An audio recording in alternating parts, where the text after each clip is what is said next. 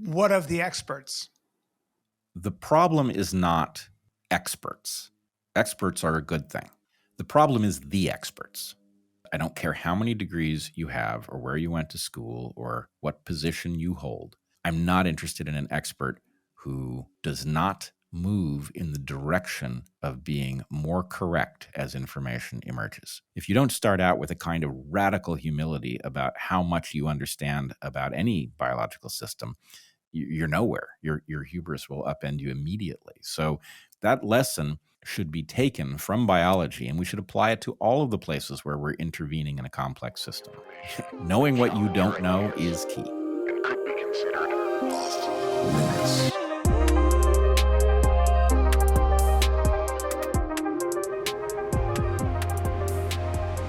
Well, I want to talk about, I really want to sort of pick your brain.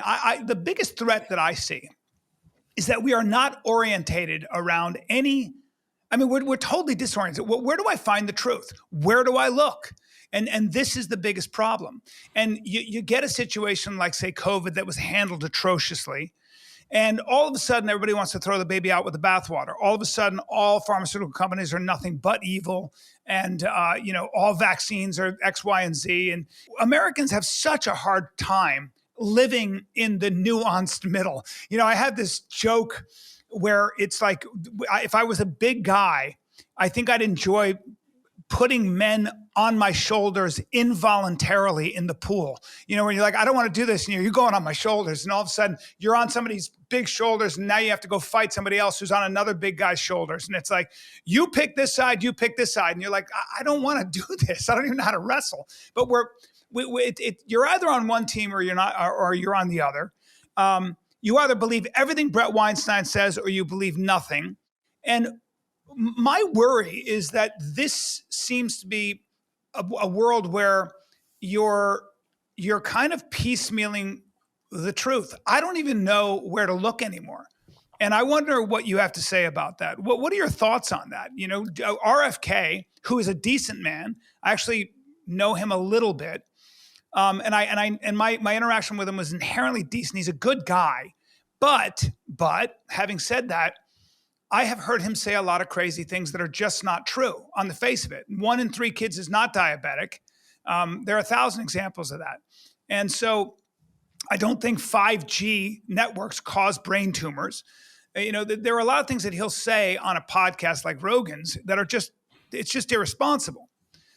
Then we've got nothing but distrust of our health officials and our health bureaucrats. And I understand why. But what do we do when we want to get closer to the truth? What is your solution? Are we podcasting? We're podcasting, buddy. We're podcasting. Oh, God. We just started. I just started. Dr. Bret Weinstein, everybody. Evolutionary biologist, gadfly, naysayer. Gadfly. Oh, man. Man who shakes things up. All the worst epithets. A man with a big brain and a lot of guts, by the way. Thank you. All right. So where do you want to start? You want to talk about Bobby systems, Kennedy? The fragility of systems, Brett. That's what you specialize in. And our system is very fragile. And I feel it's getting more fragile. And I feel it's getting way more fractious. And this is something that you specialize in. And I guess maybe I want to pick your brain and hear what you have to say about where do I look? What do I do? Well, I'm going to try to remember all the features of the way you introduced that question. If I don't pick something up, you remind me. Let's talk about Bobby Kennedy. I think my first awareness that there was such a person was as a result of the fictionalized portrayal of him in the movie Thank You for Smoking, long before he found himself controversial over vaccines or anything like that. And I thought, oh, well, that's lovely that there's a Kennedy who is, dedicated to human well-being. And I was excited to discover that he was a passionate champion of the environment. I'm very much a conservationist in the true sense of that term. So, I felt that this was a kindred spirit.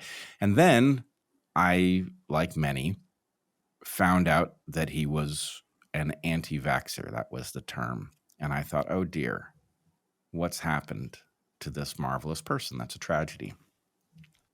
And I'm embarrassed to say that it took COVID for me to discover my own blind spot with respect to vaccines. When Heather and I published our book in 2020, we included in the book the claim that vaccines are one of the three great medical triumphs, the other two being antibiotics and surgery. And our point was that much of the rest of medicine outside of those three has been pretty close to a disaster. But it took COVID for Heather and me to realize just how murky the story of vaccines actually is, that it is not a match for what the textbook that I learned about vaccines from said. And what's more, much of the story surrounding why vaccines are so important is also not what the brochure suggests. You know, the story of the 1918 flu, the story of polio, these stories are not what we are led to believe. So in any case, I have been on a long, painful journey in which I've come to understand just how much of what Kennedy says is actually supported by the evidence, strange as it may sound. And I've had the experience numerous times of hearing him say things that sound like, well, okay, that's preposterous. And then I do a little digging and I find out maybe I don't agree, but it's not preposterous. There's an evidentiary basis for what he's talking about. So in what you have just recounted, do I think 5G causes tumors? I certainly think that potential is on the table.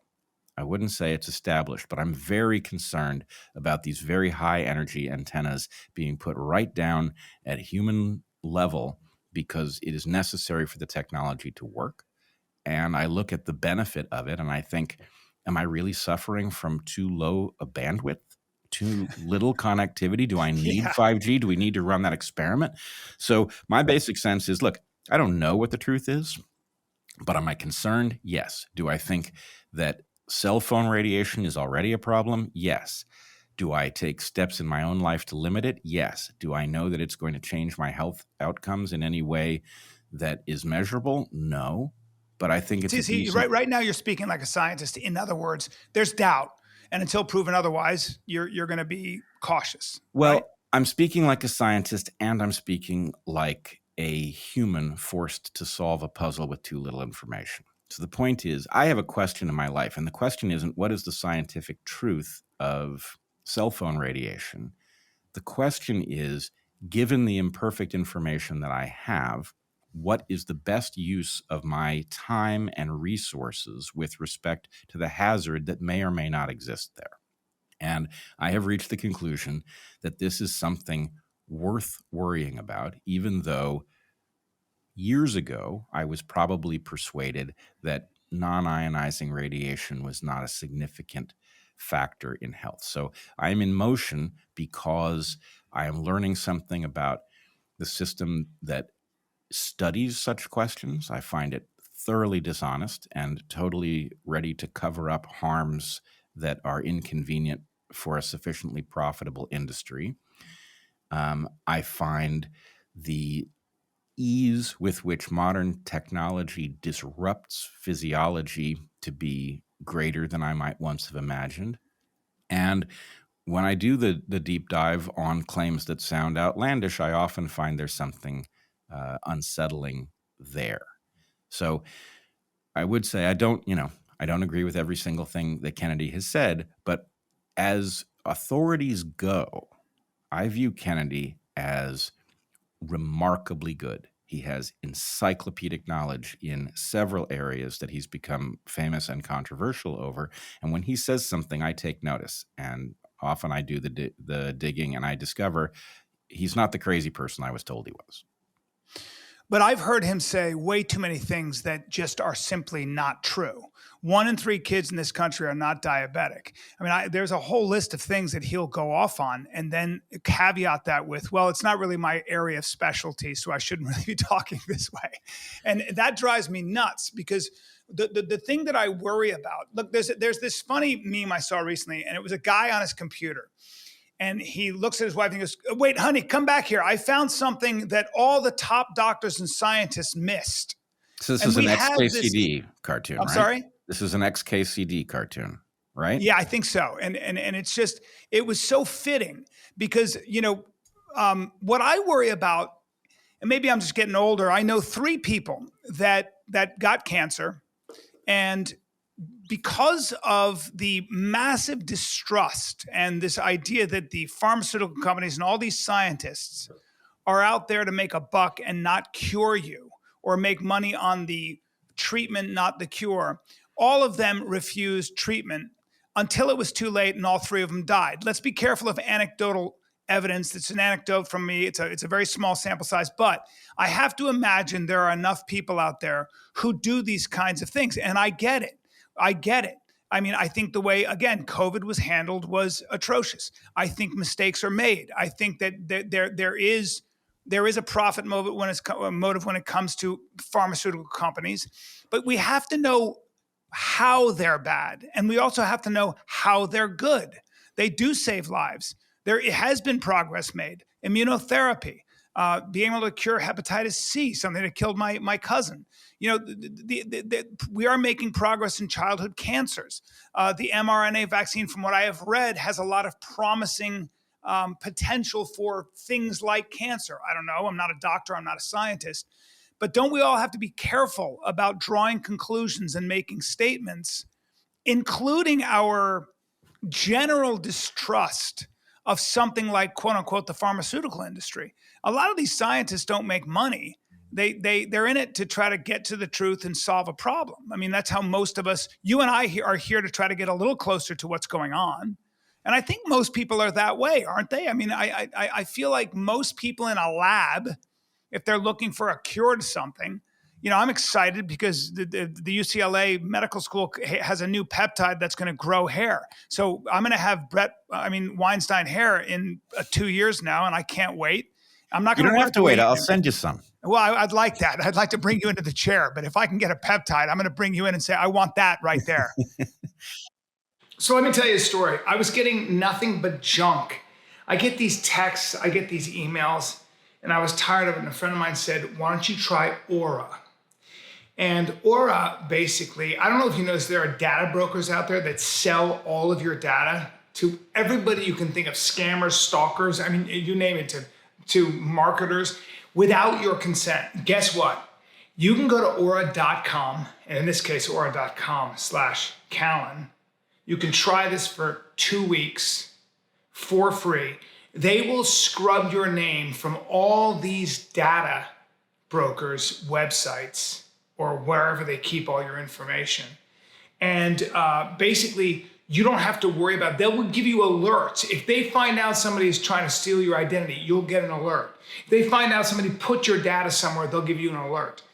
And they have an American staff there that's 24/7, and they always are basically protecting your data. So you can go to aura.com/Callen, try this out for 2 weeks. I guarantee you will not be disappointed. I know too many people who literally are doing this and swear by Aura, and guess who else is going to do that? Me. And I'm not even getting a discount. I'm going to actually go pay for it just like you guys are, and I'm going to use my own discount code, Callen, because I think this is something I really need. I don't know about you, but I'm so sick and tired of getting all this spam and all this stuff on my phone, my text messages. Try Aura for free. Go to aura.com/Callen. In those 2 weeks, they will expose where your data is being stored, where it's being sold, where it's being grabbed from. I mean, the whole thing. You'll get your own VPN. And Aura comes with $5 million in identity theft insurance protection. How about that? So you can't lose. I think it's really important in today's world. Aura.com/Callen. Go try it. You will not be disappointed. So we're making progress. Isn't it possible that our paranoia is going to maybe get us in trouble? No, in fact, we don't have a fraction of the paranoia we actually need. I don't like being the guy saying that. I am, in my heart, the ultra champion of science as the mechanism through which we come to progress. But science as it is currently instantiated is so broken and so corrupt that, look, I hear you saying things that I absolutely would have said not that long ago. But unfortunately, the evidence is right in front of you that this can't possibly be the world you actually live in. Where is the biology department or medical school in the United States that stood up and put out a statement that said something like, we are sympathetic to people who struggle with profound gender dysphoria. However, biologically speaking, there are only two sexes. That has nothing to do with human beings. That's a pattern that goes back evolutionarily 500 million years at a minimum. I agree. And it is a mistake to regard this as a medically remediable problem. Okay? We support those who wish to live their lives, to dress as they will, to be called as they will, but biologically speaking, the ambiguity in question does not exist. Where is the medical school that said that? That's a great question. I think it's criminal the way some of these, like the St. Louis Children's Hospital behaved in giving 8-year-olds puberty blockers, cross-sex hormones, rendering them sterile. I think it is the worst form of child abuse I can think of. And you're right. When the CDC has drugs that allow a man to lactate, from what I hear, I can't even believe that's true. I can't even believe it's true. But this social contagion, this sort of virus is pervasive. This might though be a separate instance, isn't it? Let's assume it is. It's an anomaly. There's something about that topic which distorts reality, and we can't get it right. Okay. Yeah. Well, then what do you do with the entire medical establishment with respect to mRNA COVID vaccines? Where's the medical school that stood up and said, hey, wait a minute, maybe these things are the solution to the pandemic, but they couldn't possibly be safe. We don't know enough about them for anyone to tell you that they're safe. And frankly, human beings have a God-given right to informed consent. We established that at Nuremberg. We hung 7 doctors for violating informed consent. Maybe you should take these shots, but you at least need to know there's no one on earth who could tell you they're safe because they're too new. Where's that medical school? Again, for me, what I always go to is Occam's razor. I kind of say, look, we had this COVID, this disease. People were dying because they were being intubated, so a lot of old people were dying because we didn't quite know how to, most of it was sort of hit us and we didn't know exactly how to deal with this in the beginning. There were a lot of errors, a lot of sort of rush to judgment things, and people died because we treated it the wrong way.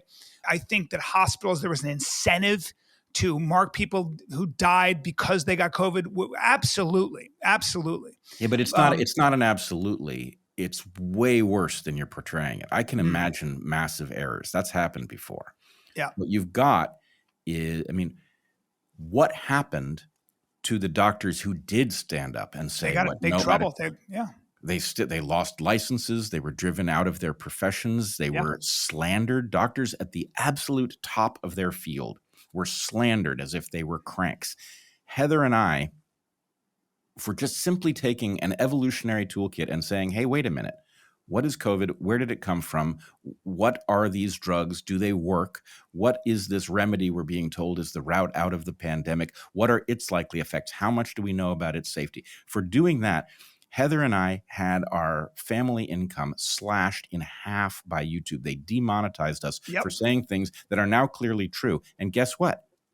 We're still demonetized. That's right. Okay? We don't have medical schools standing up and saying, hey, wait a minute, we really screwed up with those mRNA vaccines. We told you they were safe. They weren't. They couldn't have been. They could have been harmless. They still wouldn't have been safe, because safe means not without harm. It means without risk. And there was a risk. Even if those shots had been inert, we wouldn't have known they were safe for decades. You would have had to have a control group, and you would have had to have a treatment group, and you would have had to follow them for decades to know that that technology was safe. So they just flat out lied to us. And the point is, we know why they did it, or we at least know what their cover story is. Let's grant them their cover story. The cover story is, we didn't want to create hesitancy, so we engaged in a noble lie. And my point is, well, guess what? You violated my right to informed consent at the point you decided you were entitled to lie to me over this stuff. That's a hanging offense. We haven't hung Yeah. anybody. We haven't even forced them to admit they made a mistake. Right. We still got these things on the market. So I guess my point is not about COVID. I agree with all that, by the way. I Right. agree with everything you just said. It's very reasonable stuff. But the question is, having seen those malfeasance over COVID and knowing that similar levels of ghastly harm have been done in the name of gender transition to children, no less, why do you have faith that this system is about progress, that it's not capable of spotting the most grotesque and obvious sorts of harm? So let me tell you, let me answer that. The same reason I think the technology in my car seems to be getting better. Cars are safer, burning cleaner. My phone works. The food grid works. So a lot of society does work. We know that sanitation and nutrition are a big part of longevity as well, exercise. The information's out there. I think there are a lot of people, and for that matter, the entire grid seems to at least be interested in solving problems and moving us forward. I do think we are making scientific progress. I think we are coming up with drugs, for example, that will help you build muscle faster with fewer side effects. We're coming up with different kinds of therapies if you do get cancer. So I think it's unfair to the progress we've been making to say that is it a profit motive? Yes. Was COVID a huge cover up? You could make the argument, but I always look at the sort of big picture. I don't know any children that have died of diphtheria, of been sterile from mumps, rubella, all the whooping cough, tetanus, smallpox. If you read literature itself, forget the scientific record, you know that, everybody died when they were young. I mean, Lincoln lost his 4 children. Mary Todd went crazy as a result. We don't deal with that stuff anymore. And credit must be given at least to the fact that vaccines, along with nutrition, along with sanitation, along with antibiotics, along with surgery, along with anesthesia, by the way. If you like the good old days, would you like to be born before anesthesia or after anesthesia? Try setting a bone without that. So I always look at, maybe I'm just a guy who looks at what we've done, and I tend to be hypnotized by the progress we've made and the progress I'm counting on, which I think is down the pipe. So maybe I'm saying I feel like if we're going to attribute it all to corruption and to a conspiracy for money or whatever it might be, I think we better be very careful of that. I think demonizing and punishing the pharmaceutical industry could bite us in the ass. That maybe that's what I'm trying to say. And you seem to be generally unaccepting of any of that. Let's put it this way. I think all I did was take the red pill. And I think I've looked at the Matrix, and it's a pretty ugly picture. Mm-hmm. And it's not that I don't resonate with what you're saying. I want to live in the world that you're describing. I just don't think I live there. And, you say it could bite us in the ass if we view pharma with too much cynicism. In light of what pharma has done, I do not believe there is a level of too much cynicism with respect to the harm they are willing to do. I have looked that monster in the eye. I'm not saying we don't need a pharmaceutical industry, but the companies, there's a principle that I use as an evolutionary biologist, and that's my core competence. The niche defines the creature, right? You provide a niche, you give enough time, you end up with the creature you ordered. And the niche for the pharmaceutical industry has created corporate monsters that view our health paradoxically. When we are healthy, they are not highly profitable. Now, I know how this sounds. I fully understand that I sound like a crazy person. On the other hand, how did I end up crazy? Well, you mentioned, I don't know if we were recording yet, but you mentioned at the beginning my work on telomeres. And I won't go into too much detail unless you want to, but for the moment, let's just say I was working on an interesting evolutionary model that I had no idea had any medical implications whatsoever. In fact, I thought that the implication of the model was that there was very little to do about human aging with respect to the greatest longevity. You know, people at a maximum live something like 120 years. That number has not budged. Our average longevity has skyrocketed. There's lots to do about our average longevity. We can be younger longer, but are we going to live past 120? No, I was pretty sure there was nothing to be done there. So I thought I was just working on an analytical project. The obstacle to it, the obstacle to completing it, was that there was one fact which wrecked the entire model I was constructing. And the fact involved something called telomeres, which are repetitive genetic sequences at the end of each of our chromosomes, or both ends of each of our chromosomes. The number of repeated sequences seems to be connected to how many times a cell can reproduce. So every time a cell duplicates itself, it loses a little bit of that repetitive sequence at the end of the chromosome, or each chromosome. And that seemed to be a mechanism that evolved to prevent us from getting cancer. So when a cell just starts reproducing and doesn't listen to the signals that it should stop, it runs into a limit where it can't reproduce anymore. And that in other words, if you want to get older, getting older comes at a cost. You're not going to get cancer, but you're going to get older. Entropy takes over. Yeah. The limit that prevents us from being overrun by cancers causes us not to be able to permanently just replace our cells forever. So that just seemed like an elegant system. And the one fact that would not fit with that model was that mice were well understood to have ultra long telomeres, like many times the length of a human telomere, and yet they had very short lives. And I struggled with that fact because I knew the model had to be right, because so many things fell into place if it was right. And this one fact was just so completely inconsistent with it that I couldn't make heads or tails of it.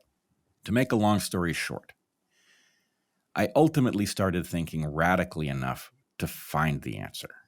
And I wasn't in a position to test it because I was a theoretical biologist and not a lab scientist.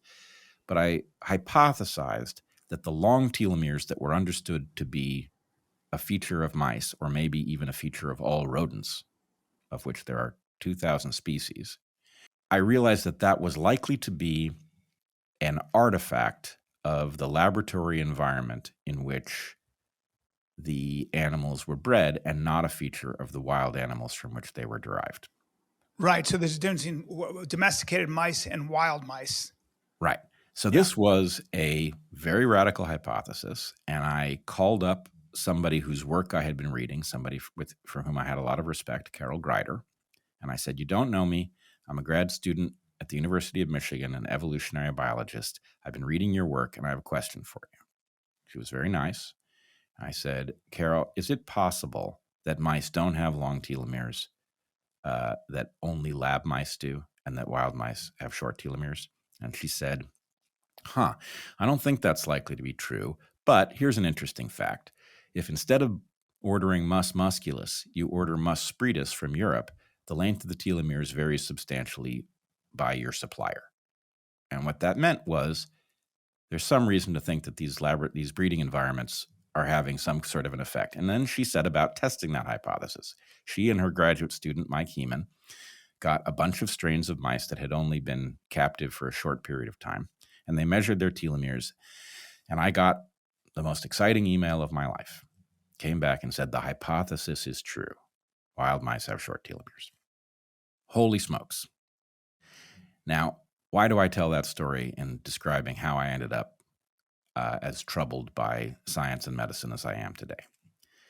Because what unfolded next was I was very excited because I knew my evolutionary hypothesis was on solid ground and I wanted to publish it. And I asked Carol, where are you going to publish this result so I can cite it in my paper?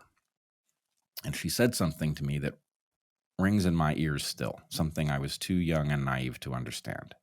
She said, actually, we're not going to publish it. We're going to keep it in-house.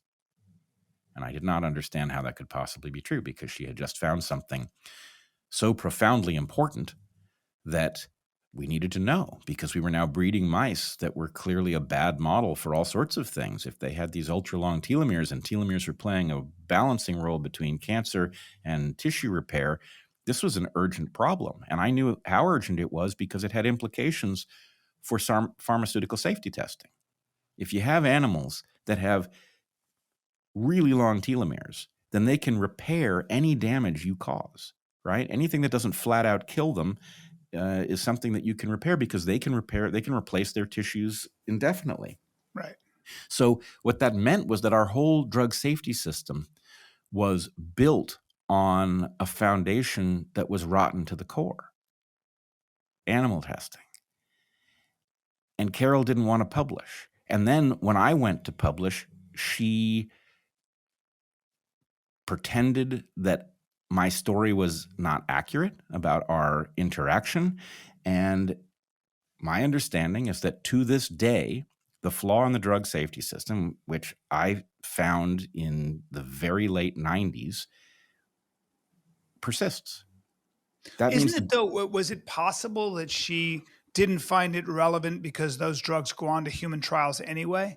no, It's and that would be a preposterous thing. There's a reason that drugs go through animal testing and then human testing. because they get stopped if they, you know. Well, because animal testing is capable of doing something that human testing can't. For one thing, you don't want to expose humans to truly lethal stuff, so you want to catch Right. it at You the can kill animal rats. stage. You can't. Yeah, and you've been critical anyway of saying rats are a bad model. I mean, for this stuff to begin with, right? Well, the fact is, you could fix the model. That's the thing that's troubling to me, is that there's a reason. Look, let's leave aside the morality of using animals for these tests. I believe we have to. I believe we should understand that there's a moral compromise and we should not do more harm than necessary. But the advantage of having a rapidly reproducing animal with a uniform genetic background, so we can eliminate the noise of differences between individuals, and then we can look at the effect of whatever it is we're trying to test, that advantage is profound. There is no reason in the world that you can't have that animal with normal telomeres as your test animal. What I think happened is, I don't think pharma understood that they had a mouse that was biased in favor of making drugs look safe until I published my paper. Maybe they did, and maybe they're just that cynical. But I don't think they had put it together. But at the point that I published my paper and said, hey, you've got mice that are biased in the direction of making drugs look safe, I believe they went to protect that system, to pretend that there's no problem, which has put every single pharmaceutical consumer, at least in the West, in serious danger. You have no idea if the drugs in your medicine cabinet are safe. And again, we see a pattern where drugs that we thought were safe, that were FDA approved. After 20 years, we go, hey, wait a minute, acetaminophen is really bad for your liver, et cetera. Yeah. Right. And a lot of these things do, quote unquote, heart damage. Isn't that unavoidable? I mean, ultimately, as we're trying to find ways to get people to live longer, be pain-free, I mean, there's a lot of real problems. You know, when you're a doctor, you're a scientist, you have people coming to you with ALS and all kinds of terrible diseases. You know, you'd imagine that these people who don't make a lot of money or toiling away in a lab get desperate and really want to do something for humanity, leave a mark, leave a legacy, whatever it is. You know, even the COVID vaccine, it was Operation Warp Speed. People are dying. We got to get the economy back on, track. Let's go. Was there money involved? Sure. But, at the same time, I think it was even Pfizer and stuff spent, they put about $5 billion into the whole thing. Well, but you're starting from a weird place. You're starting from the premise that the conditions that are being addressed are just somehow inherent. And one of the great strengths of the Maha perspective, one of the reasons that I embrace it, is that it correctly understands that a huge amount of ill health is actually the result of environmental influences which could be addressed. And so instead of doing that, what we're doing is we are leaving people unhealthy and imagining that we are going to make them healthy with pharmaceutical interventions. And that is a losing bet. The right thing, Yeah. And we used to know this. People used Well, to say an ounce of prevention is worth a pound of cure. this we might be getting into the larger problem. I travel a lot in this country, and the way Americans eat and how much they eat is a form of collective madness. Some of this stuff, we all want to talk about, well, you're getting all these toxins in your food. Well, you want to live a long time, you might want to do what the Greeks did. I lived in Greece for 3 years. How about this? Take a nap. Get some sunshine, move at a normal pace, have a strong family around you, have a community around you, walk places. All of that stuff has been somehow the American mindset has been efficiency, abundance at all costs, and live far away from your family because we got to work, and then die. Some of this stuff is just like the boogeyman might just be, our own, what has happened to our modern culture. Ultra processed, nutrient deficient, but calorically heavy foods, eating on the go. For me, it's like, forget fluoride in the water, bro. Take a nap and slow down. Well, I wouldn't forget the fluoride in the water. I would do everything I could to exclude it from the water, especially that I give my kids. Really? Oh, absolutely. Because I grew up overseas, and I had my teeth drilled to kingdom come because I didn't have any. The American kids I knew never got cavities, and I got all the cavities. So tooth decay sucks too. Yeah, right? Tooth decay sucks. It's not worth wrecking your IQ over. And what's more, let's pause on that. Yeah. The IQ test doesn't, I looked at the actual study. It's pretty minimal, man. I mean, look, you may say that we have an IQ problem. The Silicon Valley, AI, and all the incredible advances made in technology was done on fluorinated water. So I don't know that we have you're pretty smart, dude. So is your brother. And you guys grew up in LA. I don't see an IQ deficiency in Bret Weinstein or Eric Weinstein. Sorry. I really could have used the extra 10 points. Yeah, right. There's no question in my mind about that. Yeah, you guys need a little more. You guys need higher IQs. I don't know what the hell. We all need higher IQs. Your mother's womb should be encrusted in gold. I don't know. Is it just two of you guys? There's only two of us. That's a shame. She should have. Anyway. Listen to the conflict in what you're saying here, okay? Because you're talking about I don't want to say a mental disorder, but it's like a cognitive malfunction where we've come to understand progress as something so necessary that we take all sorts of systems that work and we substitute something unproven, and then we discover what the pathology is, right? Your point about take a nap, live in a community where you're not,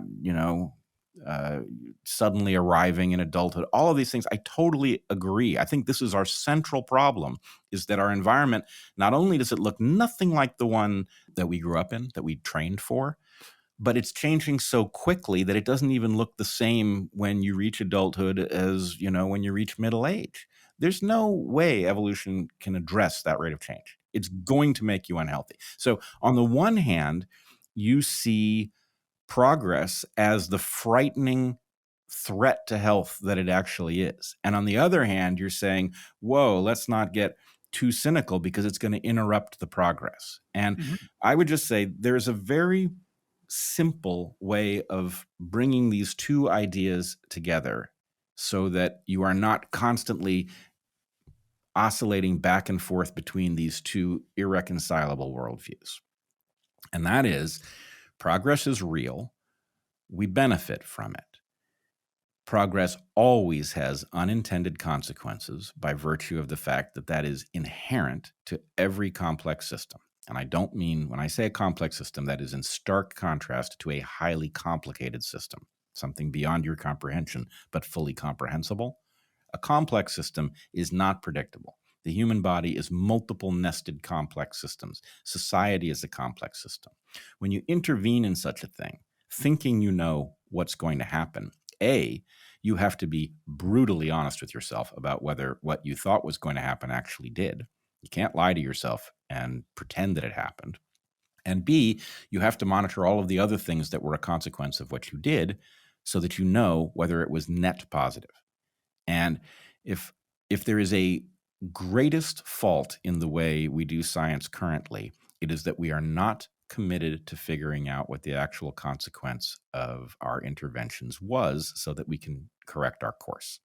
And we are 100% off course because we are hell-bent on progress that we are told will be great for X, Y, and Z reason. And then nobody is honest with us about what the actual net impact was. And the fact is, if you stand in an American airport and you just simply watch people walk by you and ask yourself how much this looks like wild animals, right? Do these look like wild animals at the level of their health? No, these look like wildly distorted, sick creatures. And yes, they do live a long time, but they live a long time in an environment where they've been just simply isolated from all of the threats that would Like take a them out. domesticated chicken or something. Yeah.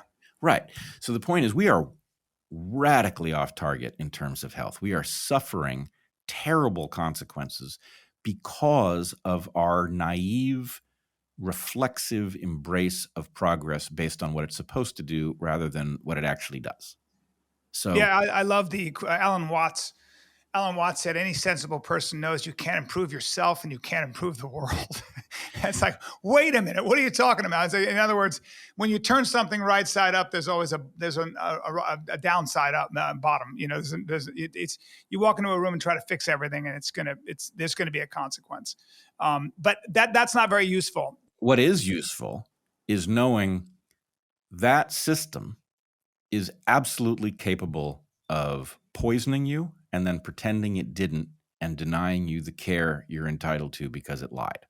Okay? So once you know that, you behave very differently when somebody says, there's a terrifying disease, and the way we're going to get ourselves out of the catastrophe that it is going to cause is with this novel technology that's never been successfully deployed in people before, right? At the point that it says that, you should say, that sounds like bullshit to me.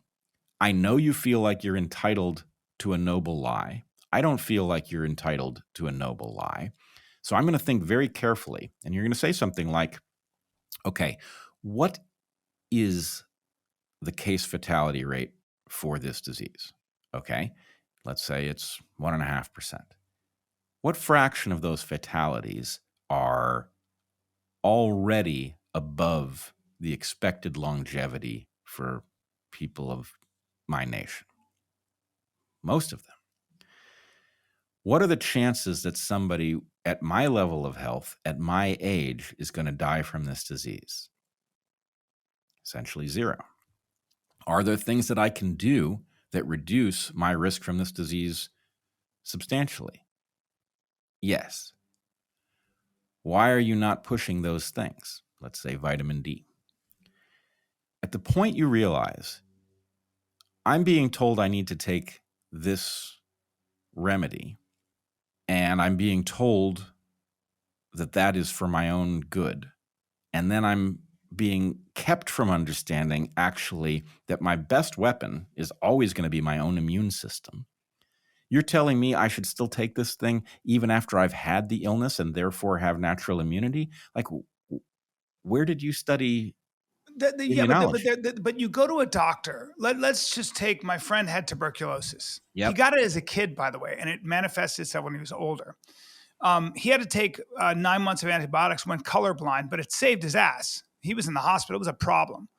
If you're do jujitsu and you get staph, you Yep. go to that doctor, and sometimes they got to put an actual drip into your heart, and it messes your stomach up. And there are a lot of side effects, but it saves you from getting your arms lopped off. Yep. You know, if you get Hep C, it used to be a death sentence. Eventually, it was just debilitating, and now you go on a regimen of antibiotics, very expensive.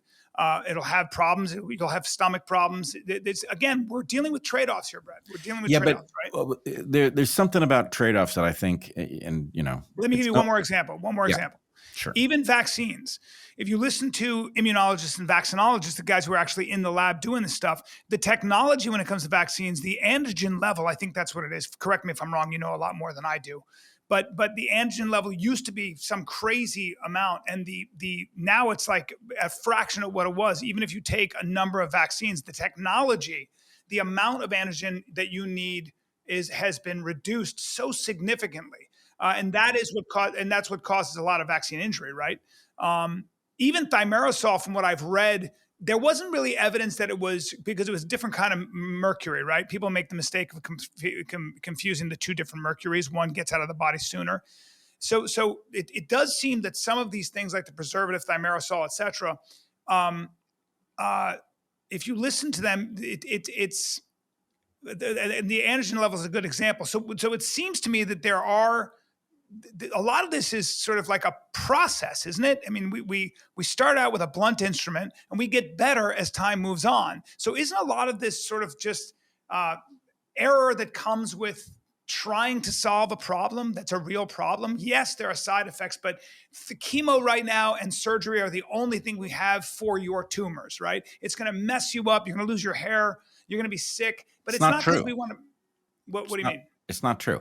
Look, Okay. First of all, let me just say, surgery is the loss leader, right? If I get into a car wreck, right, and I'm bleeding out internally, I want a really good surgeon. Right. Okay. There's no question. This is the only game in town for certain kinds of traumatic injury. And frankly, it's a great first step for an aggressive tumor that you need to eliminate, cut a wide enough margin. Hopefully you got all before it metastasizes. So I think most of medicine is actually hiding behind the importance of surgery that we all recognize. Now, remember, my 3 things that Heather and I said in our book were the great triumphs of medicine: surgery, antibiotics, vaccines, antibiotics, and surgery. That's an important thing, Brett, to say, because a lot of people would call you an anti-vaxxer and stuff like that. It's important that you are a pro-science. It's just you believe it's been corrupted at this point. As much as I regret having written anything into our book that I don't stand behind now, I'm glad that Heather and I wrote that into the book, because we have an exact measure of our understanding in 2020. And so you can see how we ended up where we are. Am I an anti-vaxxer? Absolutely not. I believe that the potential exists in vaccines to protect us against very serious illnesses. I do not for 1 second trust the companies in charge of producing these things. And I do not believe that this is a elegant, inexpensive intervention. I believe it should be reserved for cases where a cost-benefit analysis done by people who do not have a conflict of interest is capable of saying, in spite of the costs of this vaccine for the individual taking it, it is still worth the effort. And I'm not sure how many of the vaccines we currently have could meet that standard. When I said that you basically define the creature once you establish the niche, because evolution will simply fill it, the culture of science in which scientists are now forced to sell their work, to pitch it as if it was a sale to their colleagues in order to get the funding to do it. That culture is so antithetical to science functioning that it is not surprising to hear all sorts of nonsense being fed to the public, because frankly, we've turned scientists into salesmen. So when you say, oh, the antigen level has been brought so far down, so this is a great triumph of technology, here's what I hear as a sadder but wiser person after all of these years of the graduate level in COVID education that I just got. I know that the way the antigen levels are reduced is with adjuvants. I also know how the adjuvants were tested for safety, which is they weren't. So when you talk about reducing the amount of antigen, and the way that the antigen has been reduced is by giving my immune system a completely nonspecific message that I am sick and therefore it should go around looking for things to react to, this has everything to do with why I'm allergic to common features of my environment. Do you go into nature and see creatures having an allergy attack, unable to, Yeah, they- a sneezing moose. No. right? You don't see it. You might see the occasional sneeze. That's a built-in mechanism, but that's because the animal's inhaled something and it needs to eject it. You don't get overwhelmed as a wild animal with allergies. My allergies to wheat, my allergies to grass pollen or tree pollen, these things are highly likely to be the result of the fact that pharmaceutical companies, without telling me what they were doing, told my immune system to freak out, and that my doctor didn't tell me, hey, in order to make you immune to mumps, we're going to freak your immune system out. So for the next 3 weeks, I want you to avoid honey, peanuts, wheat. I want you to sleep in a room with filtered air, right? If the proper warnings were given, you might say, hey, wait a second. What's the risk to me of mumps, right? And I'm not saying the risk is small, but what I am saying is we are not being told that we are paying massive costs. And it's not just allergies. Allergies are the shallow end of the pool. People become effectively allergic to themselves. Autoimmune disorders. Yeah. Right. So the point is, okay, why did it take COVID for me to find out what an adjuvant is? Why did I have to realize that something was up with COVID? Yeah. Okay, Why did you? What did lead to your sort of? What happened? Was it the news was saying one thing and you were seeing a different thing? What led to your sort of like what? Because it really was a sea change for you. Oh yeah, I can tell you, it comes down to 3 big things and then 100 little ones. The 3 big things were this. So Heather and I were actually in the Amazon finishing the first draft of our book when we first became aware of COVID. So we were coming out of the Amazon, a place so deep there's no connectivity whatsoever. We were taking a boat out, and there's a point where and this is in Ecuador, you get to a military checkpoint and you have to transition boats there. And so we were sitting there at this military checkpoint with the first connectivity we'd had for weeks. And I saw an alert in Spanish that said that there was a novel coronavirus, that the first victim in Ecuador, the first victim in Latin America was in Ecuador or something. And I thought, what's that? And I started looking into the story, and it said this is a zoonotic disease, a bat virus. I knew the family of bats because I was a bat biologist myself as a graduate student. I studied bats. And so I looked at this. I looked at the paper that described the virus, and I tweeted to my followers, hey, I'm a bat biologist. I just want to clarify. I've looked at the paper. I've seen what this virus is supposed to be. I've seen the bats in question. The story looks approximately right to me. And one of my followers, somebody I had never met, fired back at me and said, so you're telling me the fact that there is a biosafety level 4 laboratory studying these exact viruses in the exact place this disease seems to have emerged is a coincidence? And I said, what the fuck just happened? I don't know what a biosafety level 4 lab is. Maybe they're everywhere, in which case it could just be a coincidence. But did I just get suckered into reassuring my followers that this story added up when there was actually a hidden story that I needed to know? So you can actually check this if you look at my Twitter feed. Yeah. Exactly 1 hour after telling my followers I thought the story made sense, I said, you know what?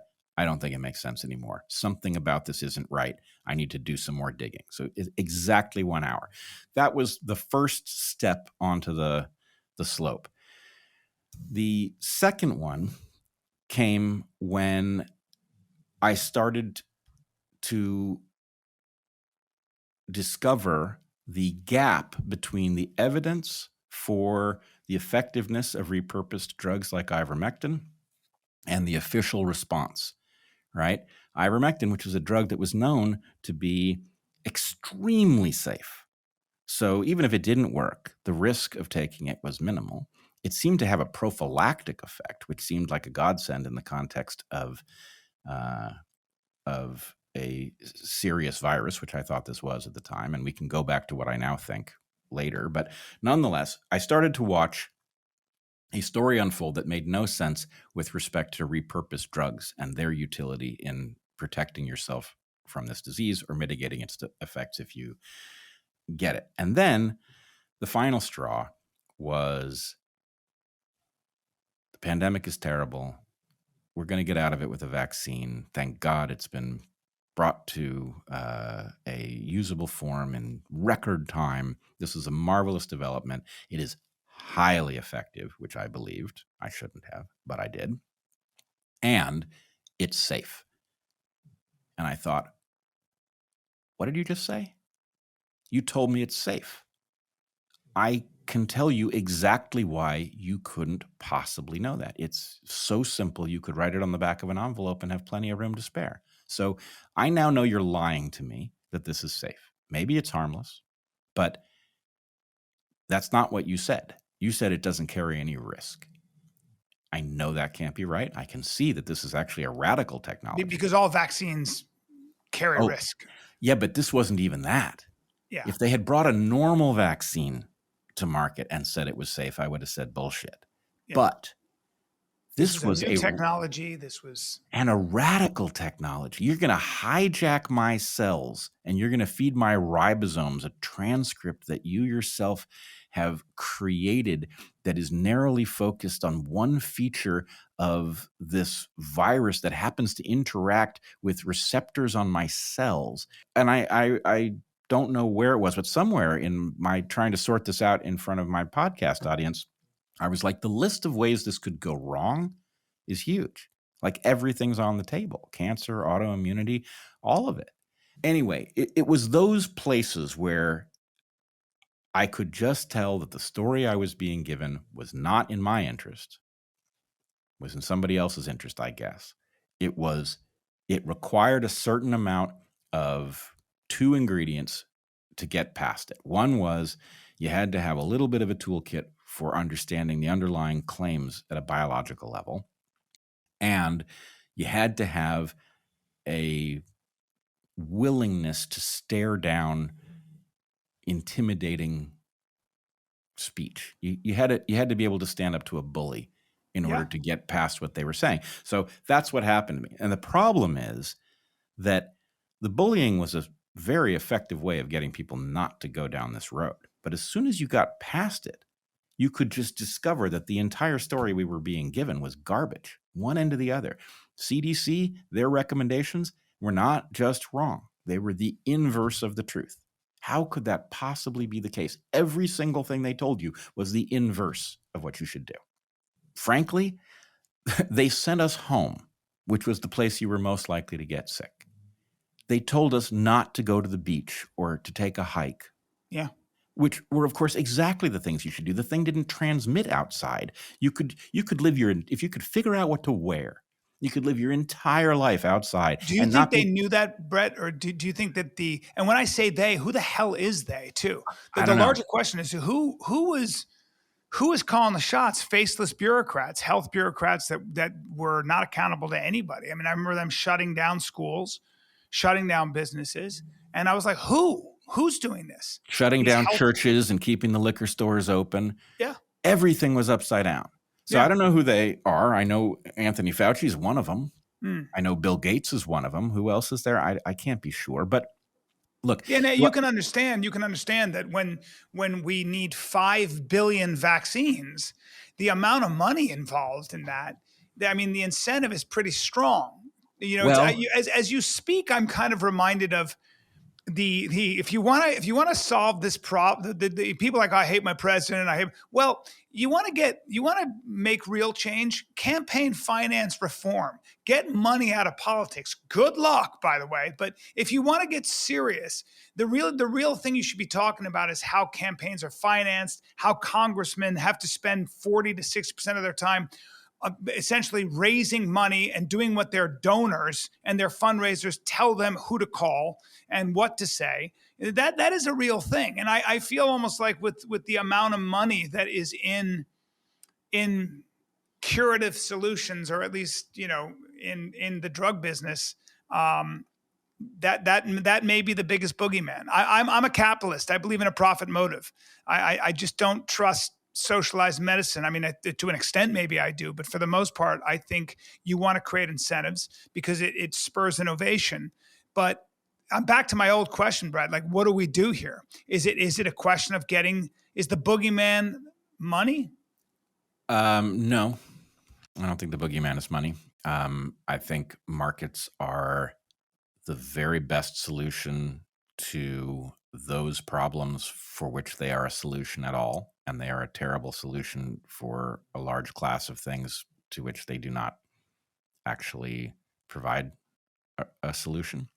But no, what you want is to properly ask markets to solve the problems that you actually want solved. Right? So I draw the distinction this way. Markets are the very best mechanism we have ever found for figuring out how to do something. They are completely inappropriate for telling us what we should want to accomplish. We should set the goals and then let the market address the problem. What you absolutely have to do is prevent people from making a profit by shrinking the pie. Right? This is a readily understandable flaw in the way markets function. And I'm not arguing that the solution is simple at all. The solution is perilous. But if you are allowed to get rich by hurting other people, then there will be lots of people who get rich by doing so. If those opportunities are sufficiently big, those people will, for reasons that you point out with your riff on campaign finance, those people will become extremely powerful.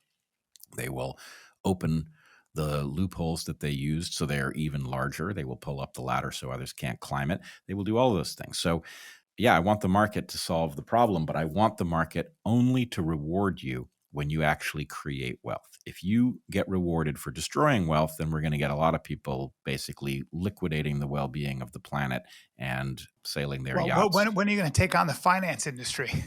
I mean, good luck with all that, Well, I'm not, you asked what we are to do. Right. There's two levels of that question. Yeah. There's what are we to collectively do? And at the moment, what we've done is we've elected a bull in a china shop who has, unknown entanglements, and we're hoping for the best. Yeah, and I think John Mulaney described Trump as a loose horse in a hospital. It's such a great metaphor. Yeah. But sometimes you need a blunt instrument, right? Look, there's nobody else who could have done what he did, and the alternative was intolerable. So I don't think we can second guess that too terribly much. But the other point, though, is what are we to do as individuals? And this is the place that I hear with some concern your rose-colored glasses speaking. I think the right way to approach the modern world as an individual and as a family is to put yourself on high alert about the predators and the parasites that are currently targeting you. That is not a normal phenomenon. That is not what our ancestors would have faced. That is a novel phenomenon. And once you realize human beings do a trick, the trick involves defining who is in the in-group. And, it's not a simple binary, right? Your family is in-grouped in a way that your nation might not be, and your nation might be in-grouped in a way that humanity is not. But there's a threshold at which people don't count. And this is an ancient mechanism, right? It is correct when somebody is part of a nation or a population that is trying to exterminate you. It is natural to think of them as non-people. Once you try on the idea that somehow I am a non-person to Albert Bourla, it all makes sense. If I'm a non-person, I'm an opportunity, right? I'm an NPC to him. And so from the point of view of the video game that he's playing, if I die, but I've bought his product, he gets the points. But I'm going to push back a little on that because I think a lot of times if you were a doctor, or if you were even a pharmaceutical company that comes up with a diabetes drug, the frustrating thing about being a doctor is that people know that what they're doing is bad for them and they're going to keep doing it. So, if you eat too much food, if you eat 4,000 calories a day, and a lot of that's sugar and carbohydrates, and all you would need to do is take a 20-minute walk after dinner and maybe not eat as much.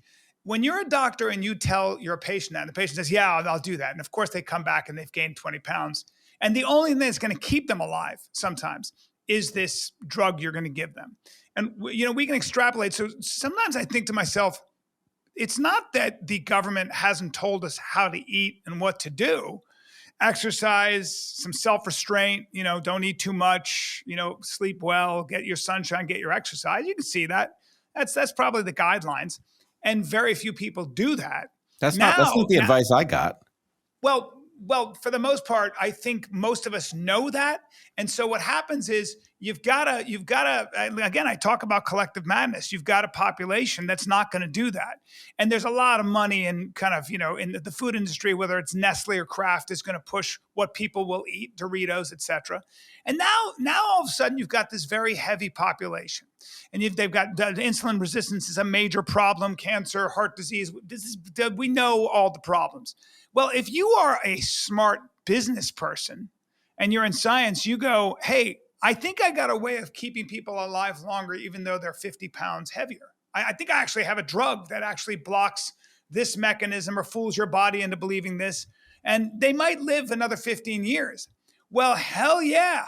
I'll pay for that. I'll buy that. No. Look, I don't know what we do for all the people who have already had their physiology wrecked and can't get back to a reasonable spot.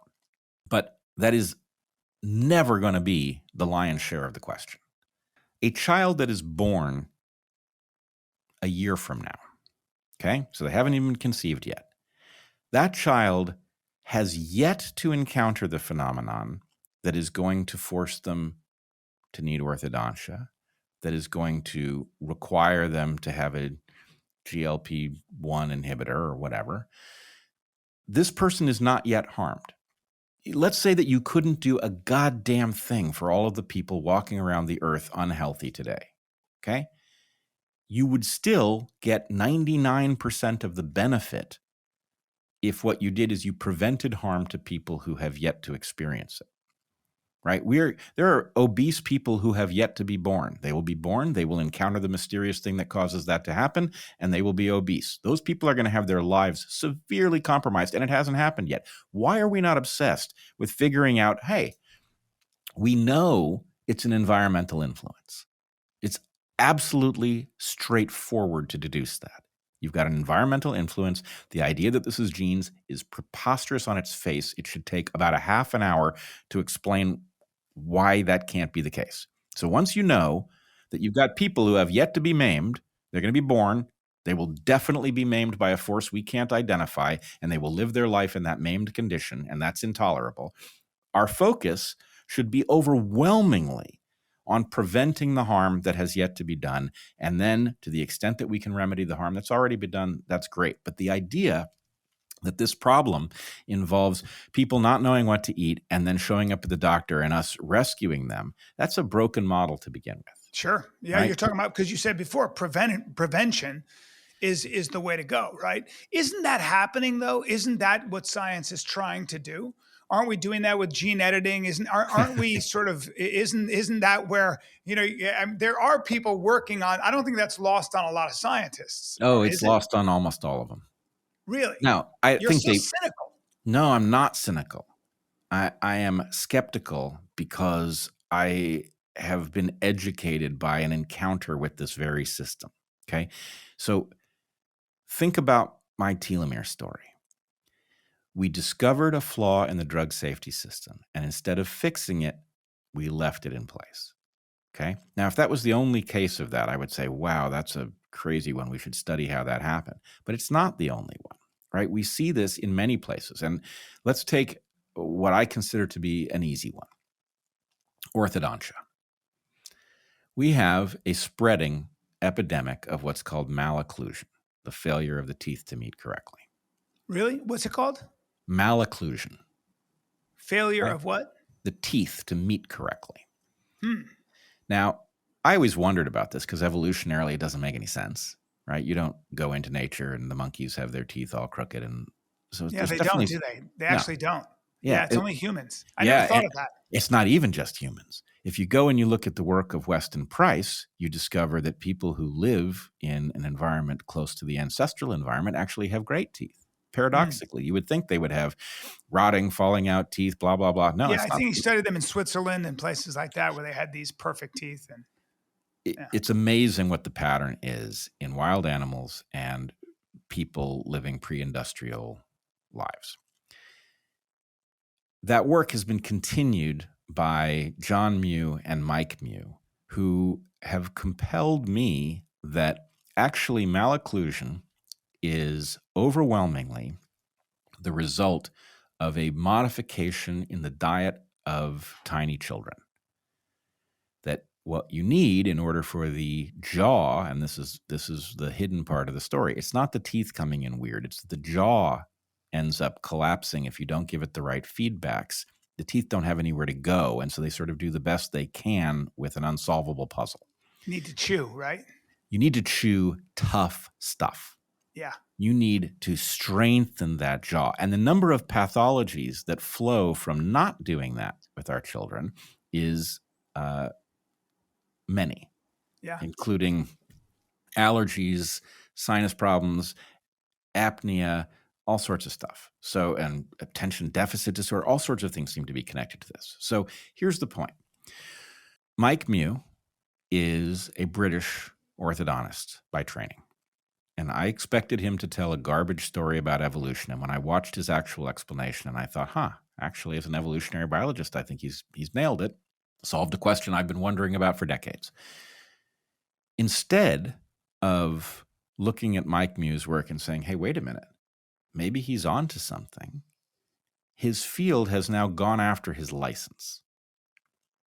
Because if Mike Mew is right, there doesn't need to be a large number of orthodontists. You only need them for the rare case of reconstructive surgery or somebody has a genetic defect or something like that. Most of the kids who have braces could have been saved if we invested in preventing that malady. And it's frankly easy to do if you just give them something like an ancestral diet as babies to chew on, rather than imagining that technology is the answer and you need to give them, pure Yogurt tubes. Yeah, yogurt tubes, pureed stuff in little jars.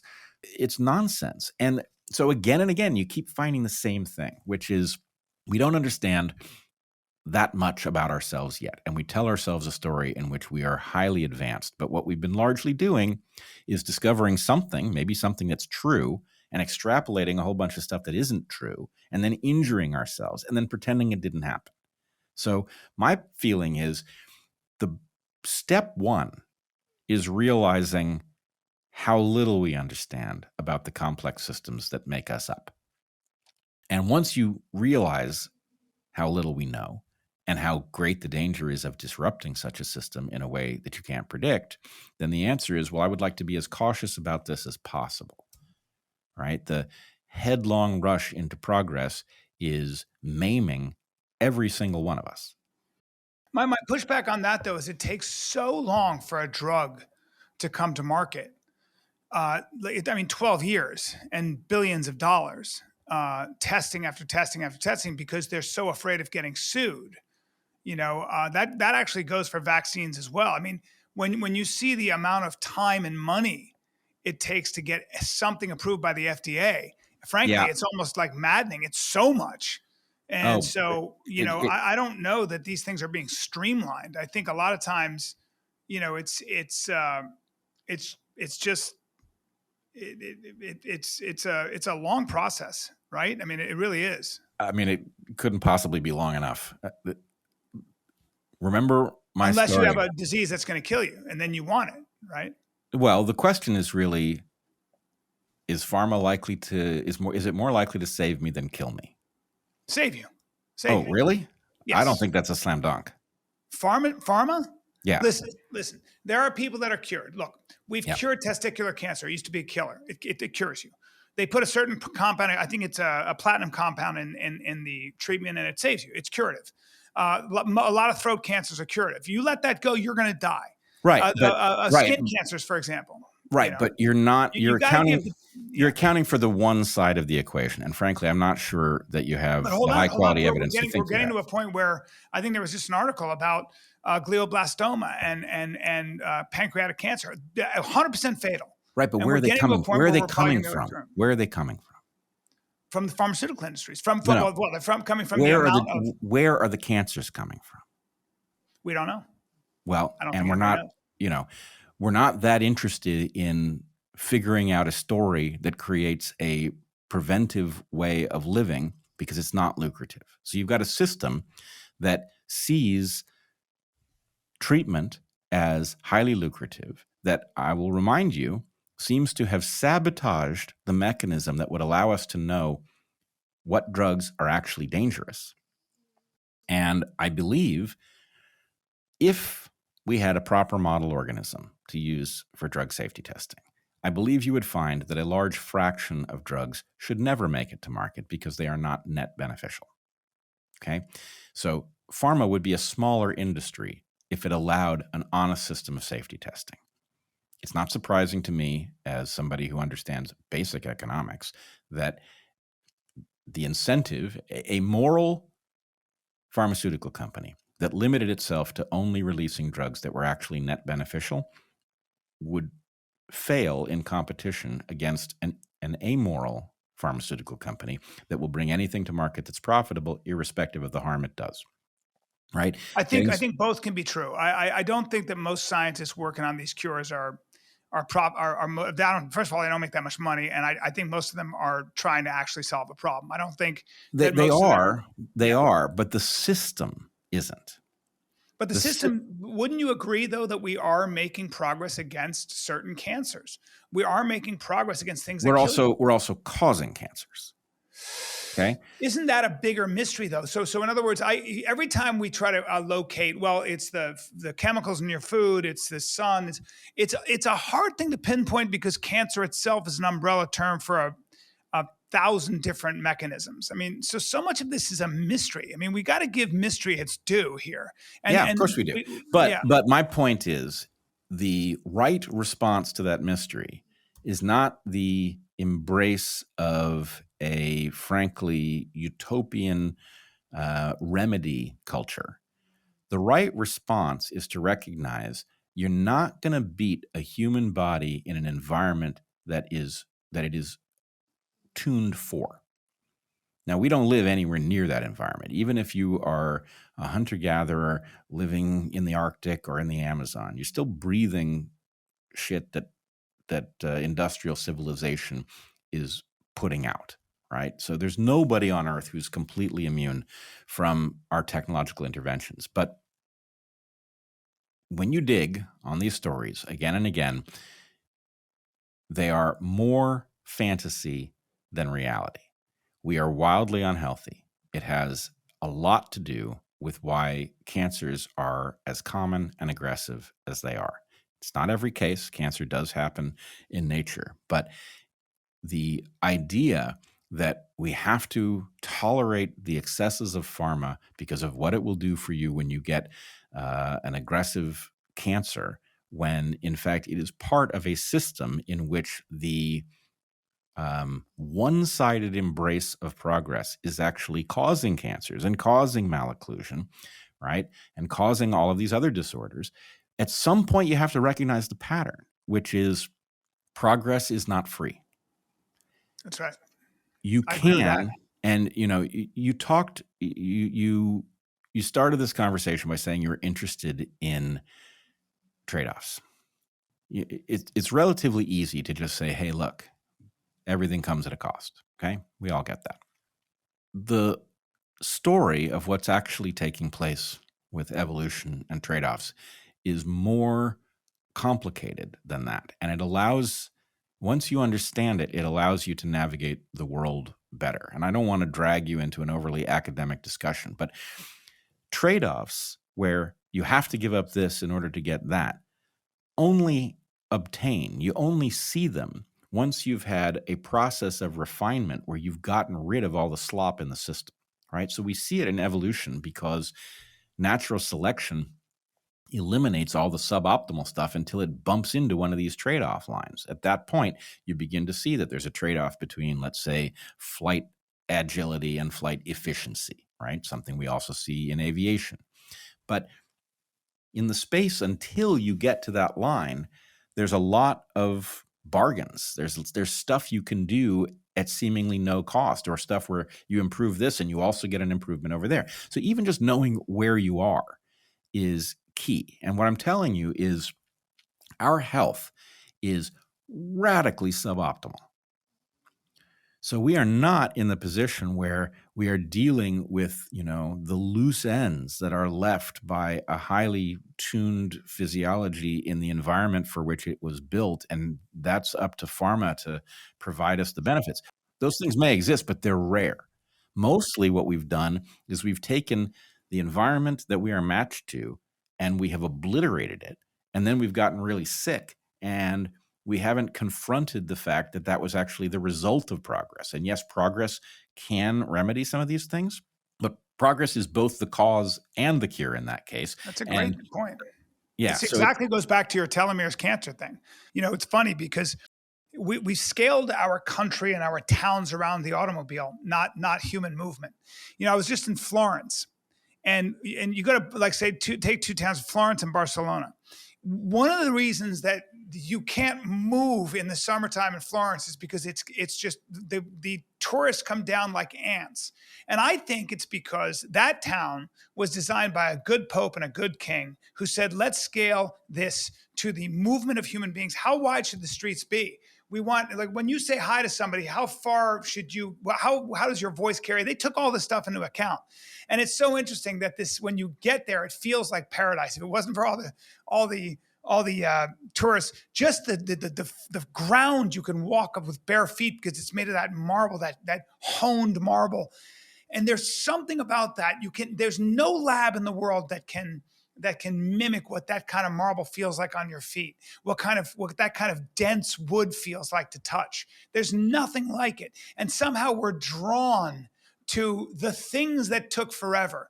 People talk about the bread in Europe. Well, a lot of reasons the bread might be easier for you to deal with. It's not just durum wheat, but it's also stone ground, which keeps more of the nutrients, takes time. They also ferment the wheat. So you've got a sort of a sourdough that it's easier to break down. That takes longer to make, by the way. It's more labor intensive. But it's not going to sit like Wonder Bread on your counter for months. It's going to go moldy if you don't eat it today or tomorrow. Again, these are, we might be talking about the fact that there is a real price for progress, like you said, and maybe the answer is to get back to what worked, that experiment, that tradition that seemed to have come to us, the wisdom of ages, at the price of error. So taking a nap, slowing down, man, sitting down, making your own food, growing your own food. Those are the things and again, I sympathize with the grid. I sympathize with the city planners. Trying to get carbohydrates and protein and fat into that many bodies does require some factory farming. I was like, I want family farming. And my friend said, he was a farmer. And he said, yeah, the problem with family farms is that you'd get other families that did it better. And then they would buy those farms up. And pretty soon you'd have a factory farm. And the reason you want factory farming is because it keeps the price of eggs at a certain, they're jumping all over the place, and you can plan for that. So again, with this many people and this kind of the inexorable rise of human flesh and, population, even though we actually need more kids, these are the problems that I sometimes I think there's just a price that comes with progress. But I'm glad that someone like you is out there going, well, not so fast. My problem, Brett, is that I tend to think the world is like me. My friend said that to me. He goes, you think everybody is just working on, I want to make everything better. Well, no, it's not how the world works. There are people out there that are looking to dominate at all costs. And I always have trouble with that. I always have trouble accepting that. I just think most people are virtuous and want the best for everyone. Most people, given the opportunity, would prefer to do the right thing than the wrong thing. And Yes. what we are not understanding is the degree to which, if you don't figure out how to prevent the perverse incentives from evolving in our markets, they do, and they come to dominate. Years ago, I came up with a little mental model for this. If you think about 3 corporations, just prototypes that you put in motion in your simulator.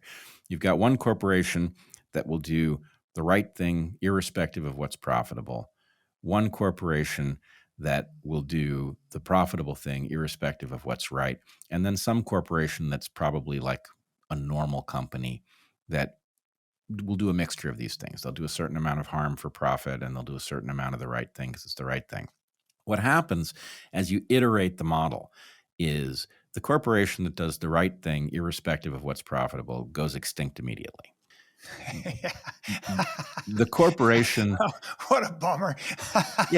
the corporation that does the profitable thing irrespective of what's right has an advantage over the other corporation because it is literally capable of doing any move on the map. If the thing that's good for people is profitable, they can do that. And if the thing that's bad for people is profitable, they can do that too. So what happens is the corporation that looks like a normal one or looks like a normal person evolves in the direction of amoral ruthlessness because that's game theoretically the best strategy to hold. You are capable of doing all the right stuff and all the evil stuff. And the only question is, do you come out ahead?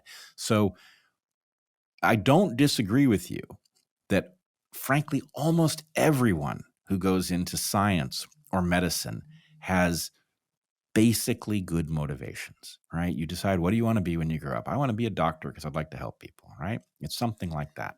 That's interesting. Same thing with politics, probably, in some ways. I mean, with almost everything, the number of people who are actually bad, it's not zero, but the number of people who start out bad is small because it's not a good strategy, right? Because people interpersonally, they come to resent you and they don't want to be around you. And so anyway, interpersonally, it's not like the market where the totally amoral strategy comes out ahead. If you had a totally amoral person in your friend group, you'd stop being friends with them, right? So anyway, people are basically good and they basically have straightforward motivations when they enter these systems. But the perverse incentives in these systems ruin them, right? You saw almost every doctor sign up for dangerous, harmful garbage during COVID.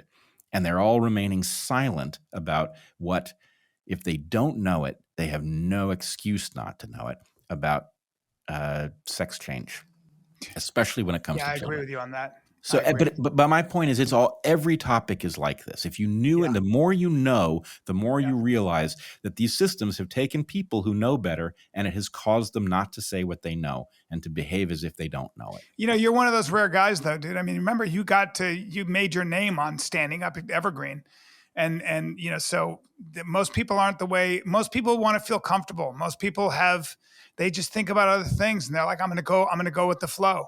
I mean, Nazi Germany probably wouldn't have happened without the banality of evil, right? That the idea that, you know, when good men do nothing, evil happens. And you're not one of those guys. It's part of what's probably one of the reasons that, you know, you're an important voice. I think so anyway. I mean, you came on my radar immediately. How many years ago was that, by the way? 12? That incident happened May 23rd of 2017 at 9:30 in the morning. You remember that, baby? You remember that? I do. By the way, must have been very uncomfortable. Best thing to ever happen to you. You know, I think. You know, I do feel like I was built for it. Yeah, you were. And you were. You come from a tradition of debate and people, you know, we were talking about being Jewish and, you know, Moses argued with God for God's sake. I mean, remember that. People forget. Read the Old Testament. Moses changed God's mind when God was so mad at the Israelites. It's like, I'm going to get rid of all of them. He's like, no, let me just talk to him. Let me, you know, it's like almost like the Don. I want to apologize. Let me straighten them out. You know, it really is. It's to your strength. I want to close with one last question. What are you the most worried about? Are you optimistic? I know that's a big one. I mean, look, I'll tell you, I don't think it's too late. but I think it's very late. And I'm not happy with I don't like our odds given what happens as we try to collectively reason. That said, I think there is one very important reason for hope, which is that the stifling control over conversation has been broken, that the force that opposes meaningful change, which I call Goliath, that force has now lost several times in a row to effectively the podcast layer, where we defied the instructions that we weren't to talk about certain things. We talked about them anyway. Those who had a better toolkit for figuring out what was going on became popular and gained audience. And Goliath still doesn't know what to do about this. He'd love to shut it down, but he can't.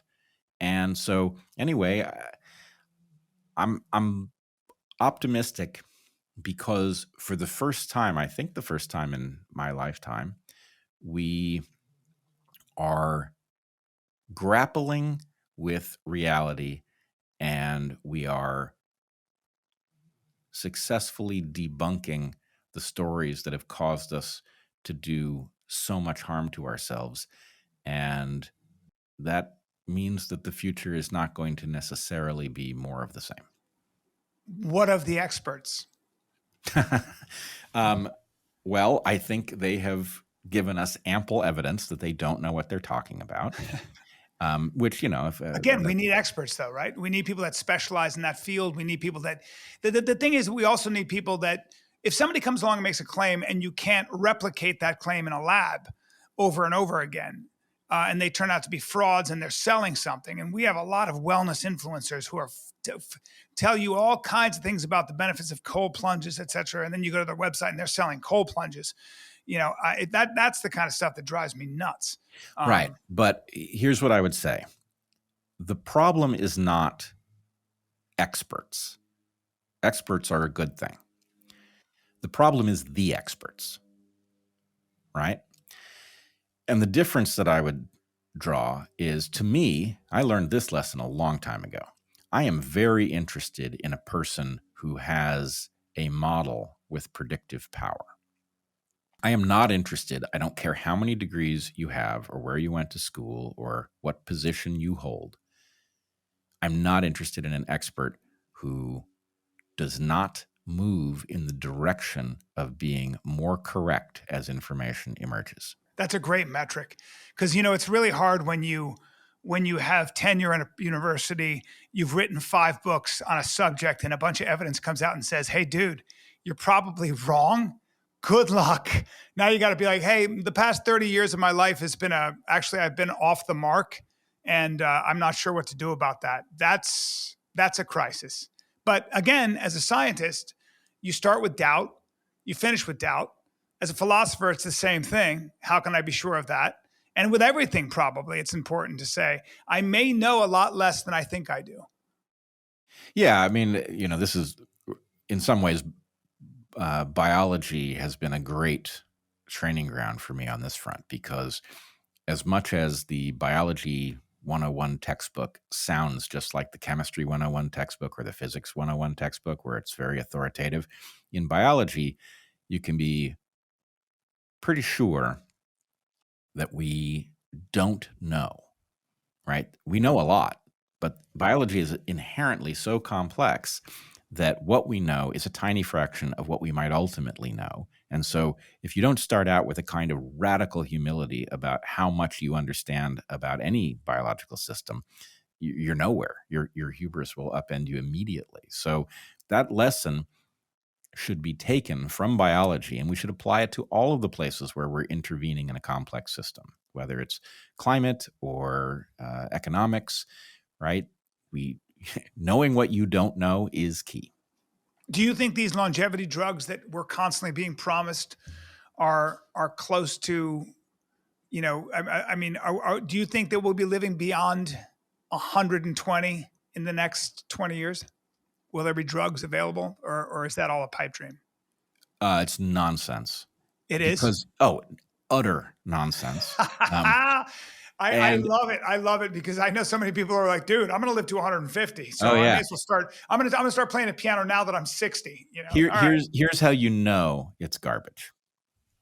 If you went back into the high quality evolutionary thinking on senescence, what you would discover is that senescence is What's senescence? What is senescence? Senescence is the process that makes us grow increasingly feeble and inefficient with age. Okay.